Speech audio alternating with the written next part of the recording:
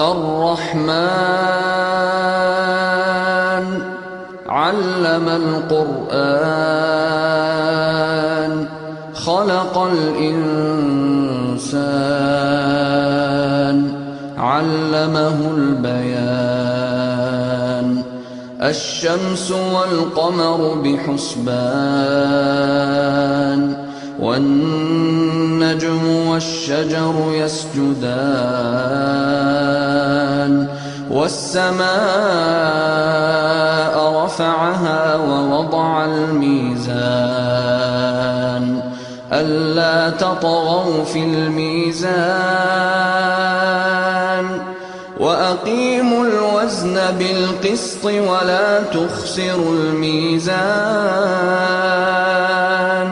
والأرض وضعها للأنام